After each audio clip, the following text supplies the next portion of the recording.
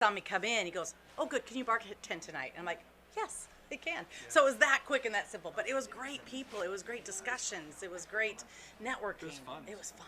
Yeah. It was fun. I mean, I think at the Max last night, we maybe had 120 people there. Mm-hmm. I'd prefer to have 120 quality people all day long over asses to elbows any day of the week. Yep. And so I love you guys, man. Thank you. Tell Kimball hello. We will. Keep the faith. Keep working forward. And I mean, it's just, again, own what you can control. Influence what you can. We got to sing a song. You guys. If I can. Oh, what song? You can do that. Go on, dude. What song are we singing? Start it out. Start it out. I don't know that song. You don't? Nope. I'll start it out. Go. If we could turn back time. If I could find a way. I'd go to the Warriors and enjoy some rugby. Yes! All right, all the way around. Group hug. Thank you. Judy, come on out. Hey, Judy, do you want a chair? Are you okay standing?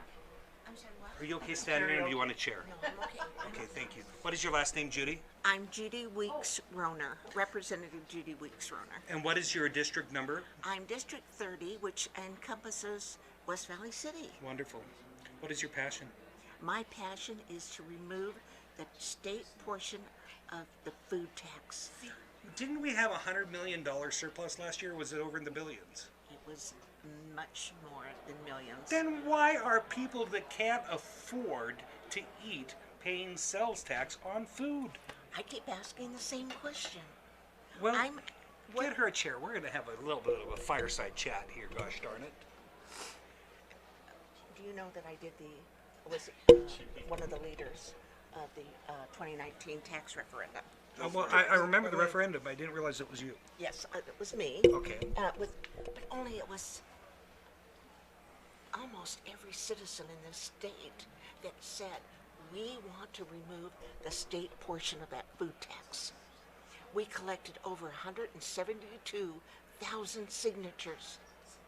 We got SB 2001. They removed it. Can you imagine if we hadn't have done that? Today, with the way the inflation is, you would have been paying 2.78% more in food. You'd have been paying 10 cents to 25 cents more a gallon for gas. You would have been paying for services. For example, if you had somebody mow your lawn, there would have been an extra tax on that. People today are losing their homes. It's a travesty. What was the percentage over the general sales tax that they added onto that? Because it was both, right? You had the grocery tax, and then you had the general sales tax. So you had the 7.25, and then it would have increased the food by 2.78%. Can you imagine what? I mean, with inflation, it's just plain ludicrous to me that in our state, where we have such a surplus, that we cannot remove the tax on food. Yes, everybody says, well, it just helps the poor. Give me one second. I've been doing a few call-outs that we're going to be able to do here. To the members of the community of Silicon Slopes, there are a lot of things that we can do. As many of you may know or may not know, I did a call-out earlier this week to raise $37,000 for our friend Aaron Valenti that passed 3 years ago. We have something else here.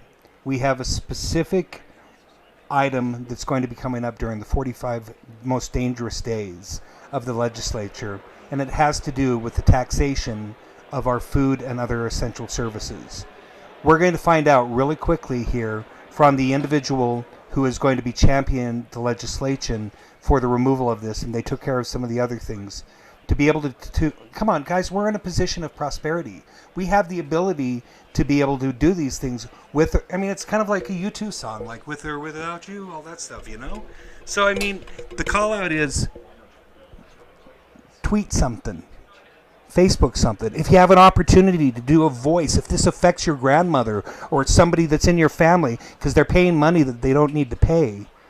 We're a rich state. We had a huge surplus last year. We had to figure out how to spend it elsewhere.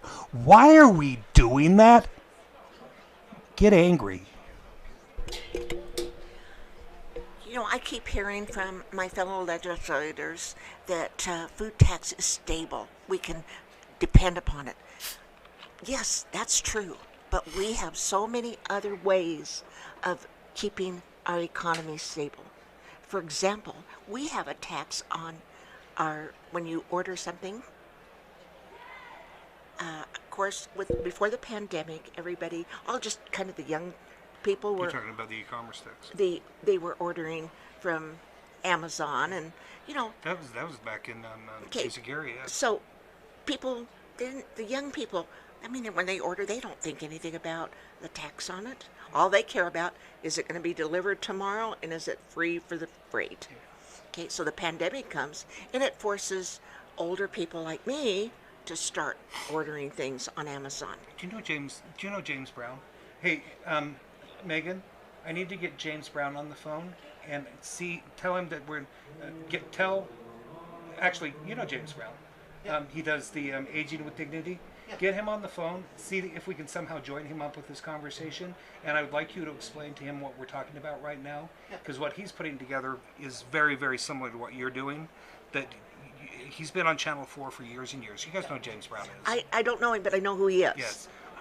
You guys should be in a married position of him being able to be the mouthpiece. Well, we're marrying the causes. So go out with her and get James and bring him in on this, or we'll do it later on. That's fine. Okay, but today, in today's economy, the tax from that. There's a very tall man outside. Would you tell him that he needs to come down in the seats to get ready for the next segment? His name's Aaron. Thank you. All right. Okay. Yes. The tax is going up like this. Food tax is going like this. But Amazon taxes are going like that. And it's not going to change. But you order from Amazon? I do. Everybody know. that I know orders from Amazon. I mean... We're just doing the food tax. It's only 1% of the budget. It's nothing. And yet, we've got people that are going to grocery stores and they're deciding what they're going to buy when it costs eggs $5 a dozen.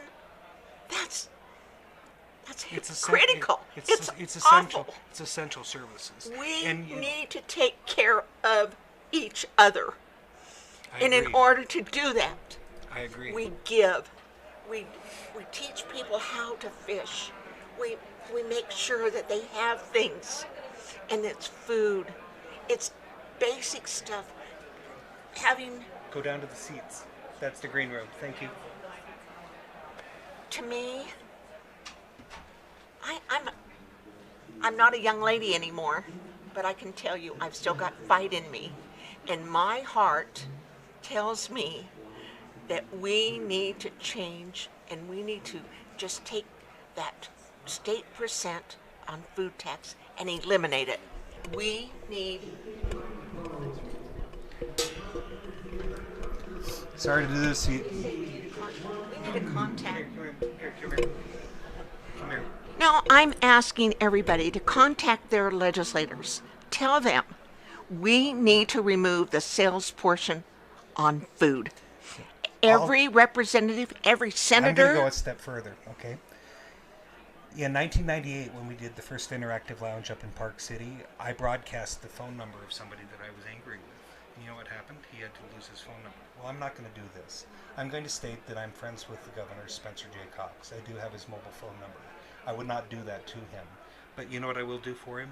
I'm going to make sure that we cut up this portion of the video, and we will make sure that with his chief of staff, John Pierpont, that he's aware of the concerns that come to this.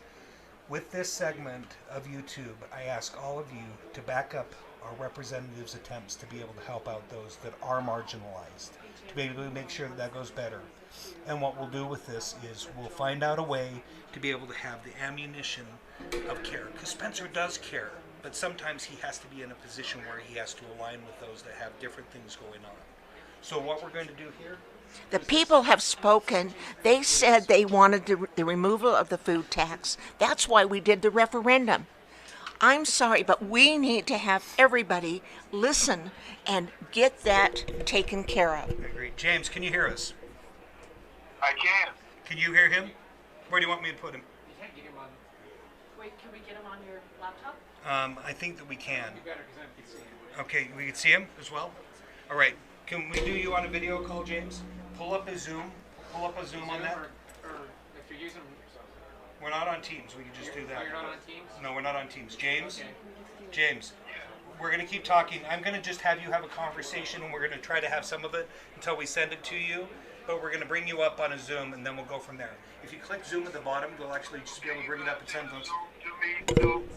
Yeah, you'll. My email? No, yeah, I'll actually text it to you. You'll just be able to click to it. So hold on. I'm going to get the best sound for you. James, are you still there? Yes, I'm here. All What right. is this panel? Could you introduce yourself, Judy? Hi, James. I'm Representative Judy Weeks Rowner. I represent District 30, which is West Valley City, but I also did the 2019 tax referendum where we tried to remove the tax on that they were going to do on food, gas, and services. If you remember when everybody went to Harmon's and they signed the packets to repeal SB 2001. Do you remember that? Yes. Yes. Well, I'm one of the leaders that did that. And James, Okay. my logic with getting you on is with what you're doing with Aging with Dignity.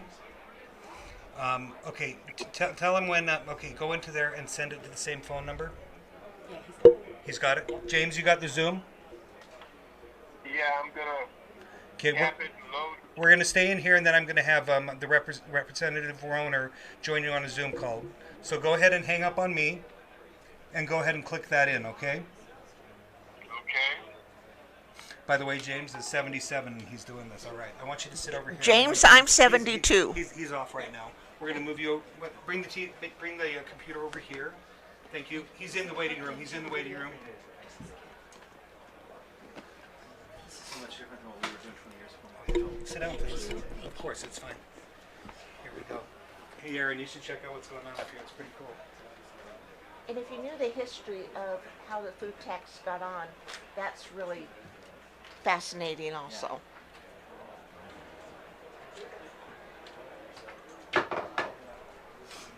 Just check this out. I want you to be in the background here. I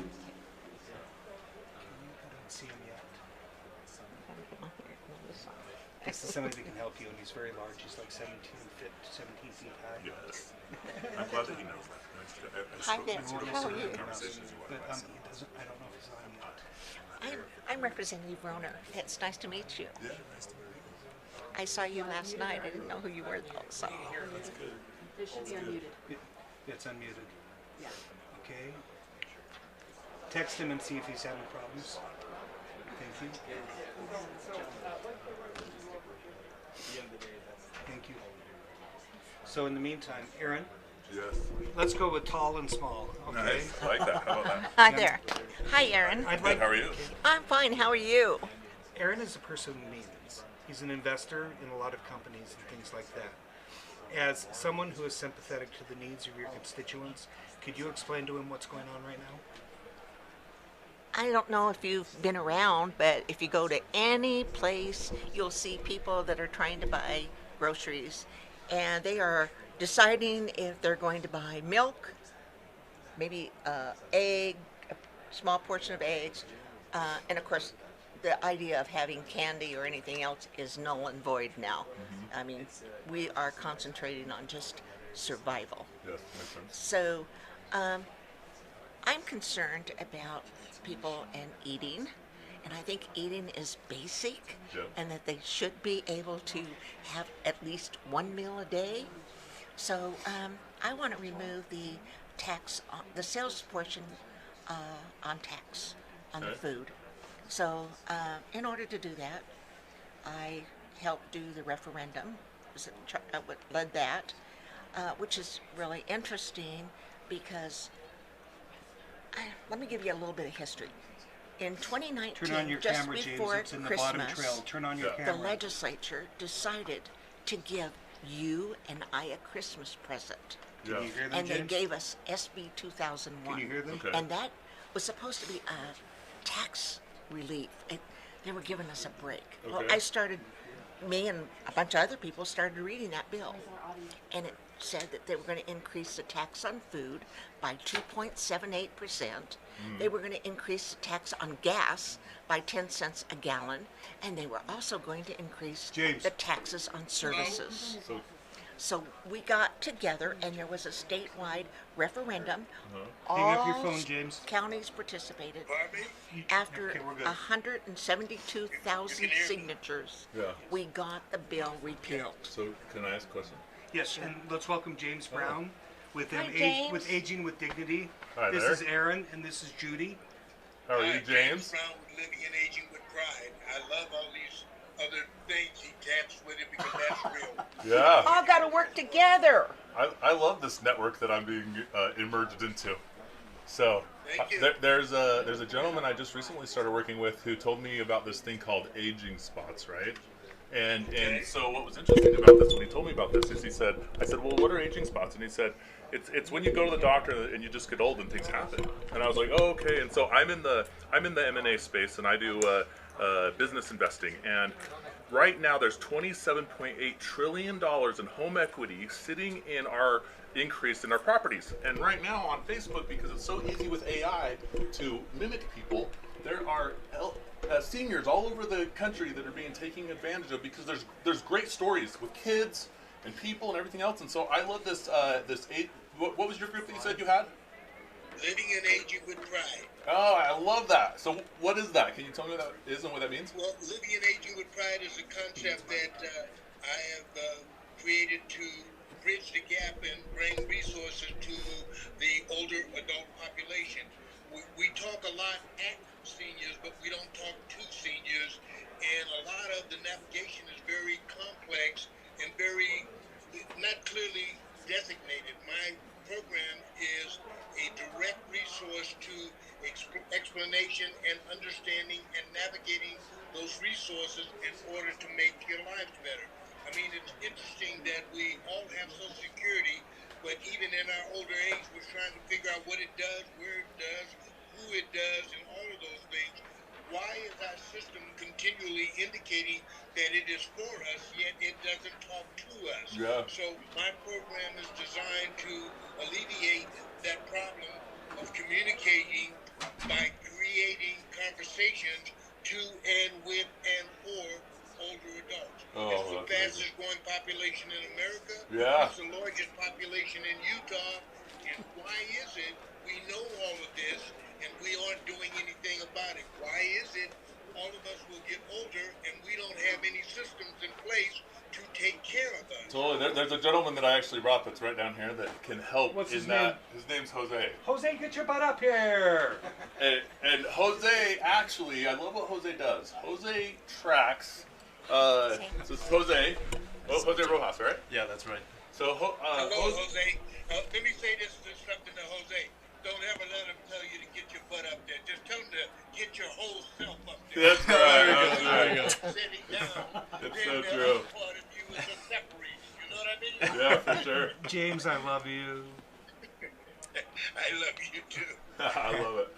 So Jose, I met Jose through a project here in Utah called Project Embrace, and what it is let's say that you get a pair of crutches or a wheelchair or something to that nature, and after you're done using it, what usually happens? It goes in the corner. It goes in the corner for your next kid, except for when your next kid get injured, what happens? They give you another one, right? Okay. So their group donates all this, and then the donations go to the indigenous people. And so Jose saw a problem in donations that's unbelievable. And so now he's with another group now that's donating ambulances and fire trucks to Ukraine for their thing. And he can track from the donation all the way to where it ends up. He can track the whole process to make sure that it goes to the right person that it was intended for. And so as you're talking about Social Security and uses and all those types of things, this guy can actually help with the pulling together some of the tech behind it so that we know how to try and help those pieces, and so we can see where like the user touches and the user base, so that we can make sure that we continue to open up the markets of what you can be using all these great things. Because I agree with you, 10,000 people a day, right, are currently retiring. Yes. 10,000 people a day. Yes. 10,000 people a day turn 65. Yeah. You That's an incredible number of people that we don't utilize. And plus, many of those people are on fixed income. So why aren't we giving them jobs to augment their fixed income? And that would resolve that problem and also put more people into the workspace with education, experience, wisdom, and knowledge. So we have to learn how to utilize our older adult population so we can monopolize and build a better platform in our communities.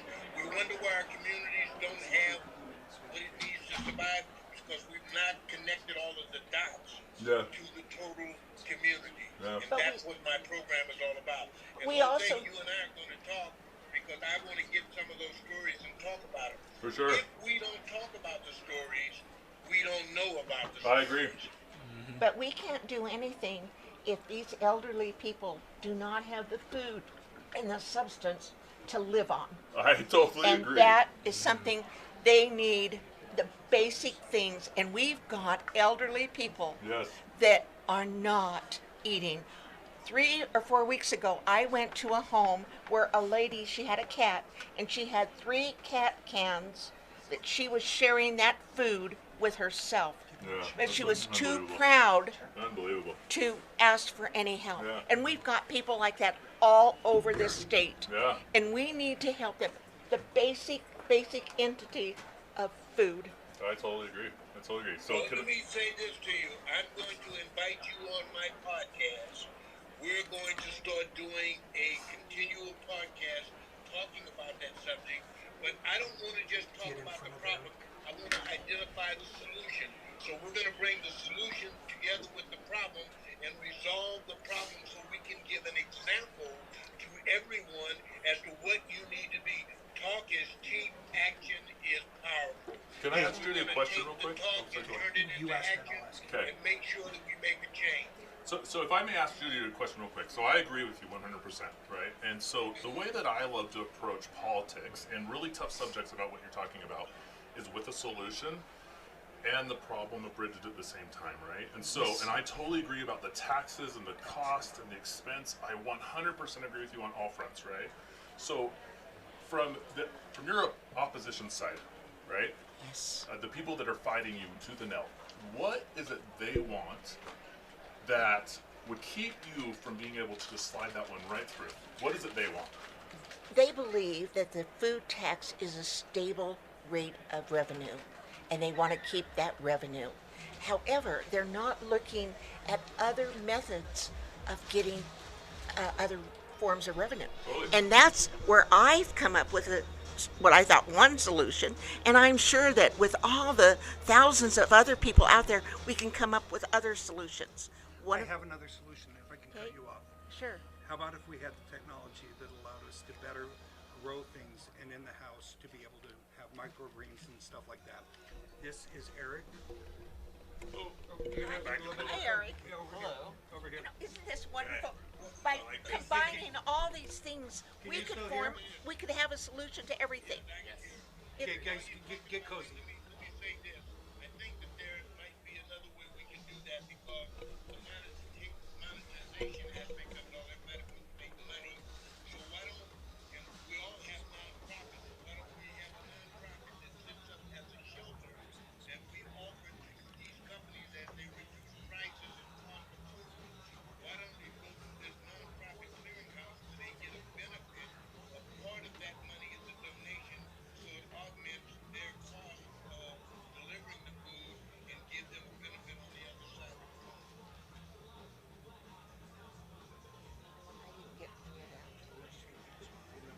James, we couldn't hear that. Sorry.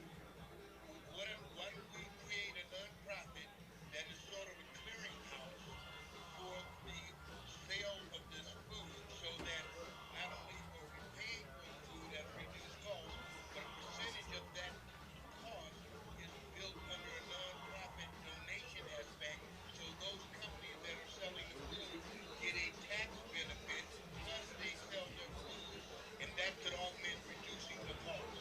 What if we just remove the sales tax and let those dollars that would have been a tax thing go back into the market and let the people buy more other things? They could buy food at a lower cost. I think that's a good thing, but we now have to convince all of those minds and bodies up at the Capitol to do that. On the other side, we don't have as much restriction or people in the way, or we can offer this without the legislative process and start the ball rolling and giving them benefits before the legislative process takes place. The problem with our policymakers is we have to convince everybody to jump on board. That's where the problem exists. We need to create a system that we can implement without them being in a decision mode that offers a benefit to those who own the product. Thus, they donate, they get a discount, plus they're getting paid for whatever beyond that discount. I'm willing to do anything and everything and working together, but I really believe that 70 years ago, when the food tax was put in, it was only supposed to be because of the recession, and then it was supposed to be removed. It was not removed, and it should be. It was promised to the Utahns, and it was never done, and it should be done. A promise is a promise, and it should be kept.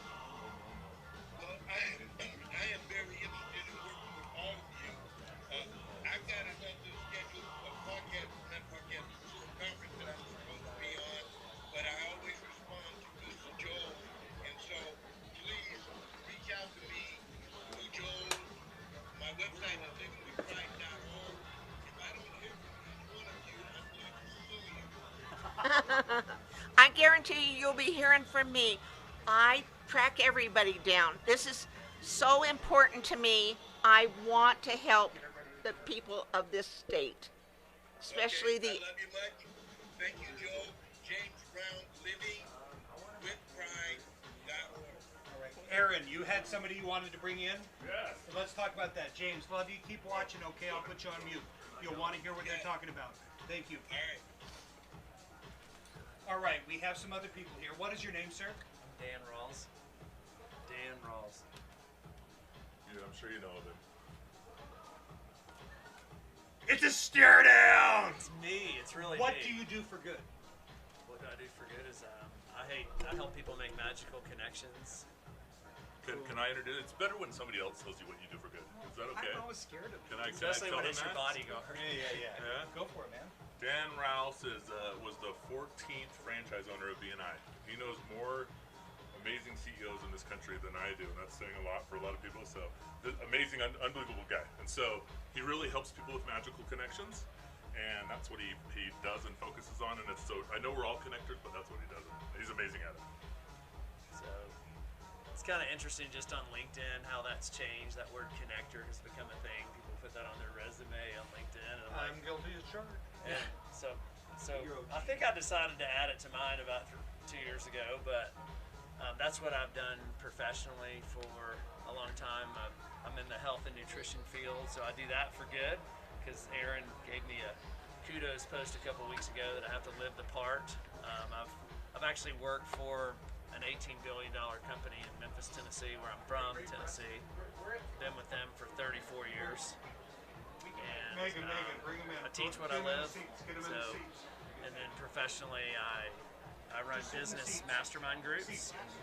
Used to run networking groups, but with all the groups that I've started with me and my team, I've developed over 135 groups in 7 different cities and initially 7 different states.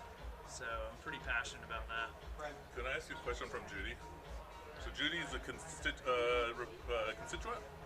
Or what? Or you're I'm with a the House? legislator. You're a legislator. I'm a legislator. And Judy is I'm a legislator. a legislator. I am a Republican legislator running in a swing district, which everybody's focused on because my district, they all want it, but I'm going to keep it, and I'm going to keep it with help from people like you. But my main concern right now is I'm witnessing not only people in my area, but statewide, because I did a referendum, I helped with a referendum that removed Let's partially turn you this way. So the camera partially Oh, this way. sorry about that. Dan will move forward. Okay, Dan. Okay, there you go. Can we To bring remove- Eric into the conversation here, because I think there's something you guys need to understand about him. Could you tell them what you do? Oh, I'm the CEO and co-founder of Credo, and we're all about plants. So we are trying to democratize how plant research is done by enabling and empowering everyone to contribute to that research, and really taking the burden off of our reliance on ag tech and agriculture and moving it to more localized, and so that everyone can do it. I'm a farm girl from Wyoming, and let me tell you, I love gardenings and plants and everything, and I think that's one of the things that we do need to do is, okay, I believe in showing people how to fish or how to do it instead of just giving it to them. Exactly. That's, Yes. and that's another one of my passions. But you're right, we need to, we don't, how do I put it like this?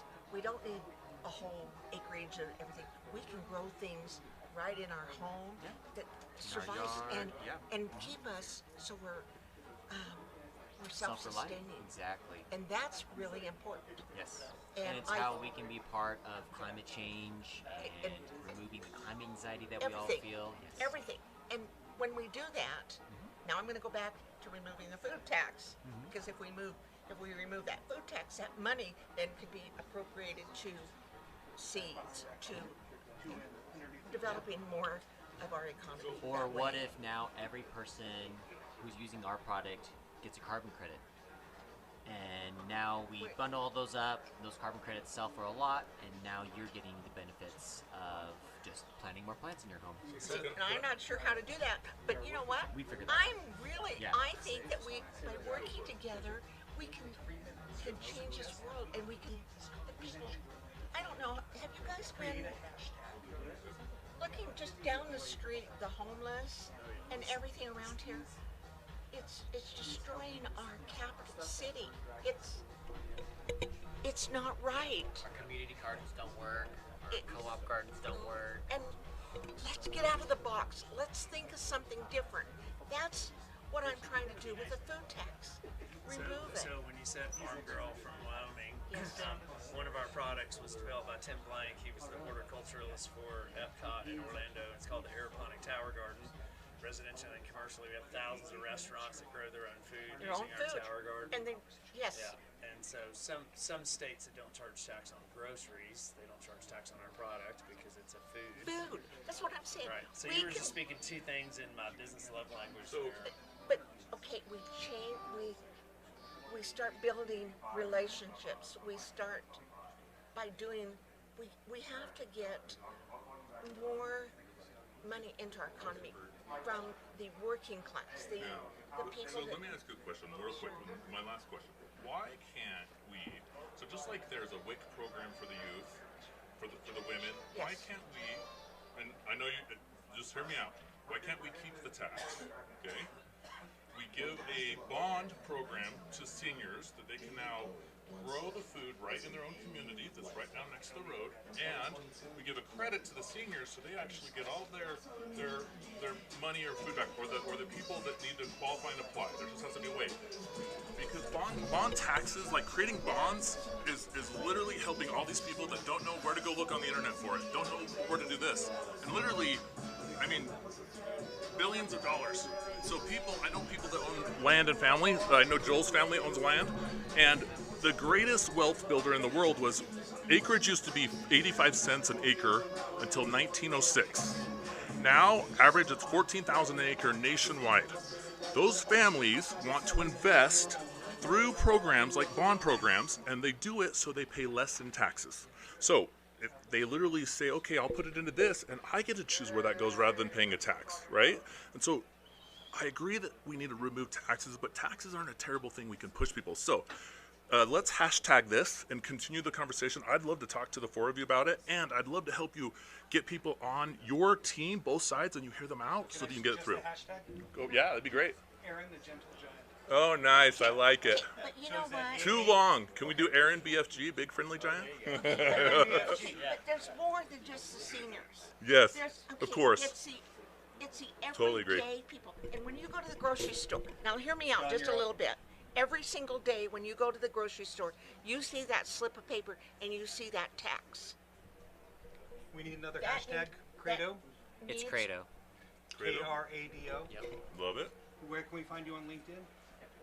Dan Rawls? Dan Rawls, RAWLS. Cool. Judy for Utah. And collectively, folks, looking at the camera, this is another example of where we as a group and a community can affect change. What I was saying earlier about Governor Spencer Cox, I'm only going to send you one link, and it's going to be a link to this segment about people that care and the things that you might be able to affect in the 45 most dangerous days on the Hill. We got a break because we've got Startup Ignition coming in. Everybody, thank you. And we're going to figure this out because you and I, we know each other. Thank you so much. And guys, if you could carry on the conversation in the hallway, that'd be great. And next up, we've got the next session. Yeah, we will. All right, John and Startup Ignition, who do we have up next? We have corporate traditions. Corporate Traditions. It's okay. It's okay. We'll leave it there. Awesome. Let's get this out of your way. All right. Okay, do not look at this screen because the cameras are going to be the cameras we have there right there. What's your name? Right. Nice to meet you, Brian. Dustin. Nice to meet you, Dustin. And nice to meet you, John. Yes.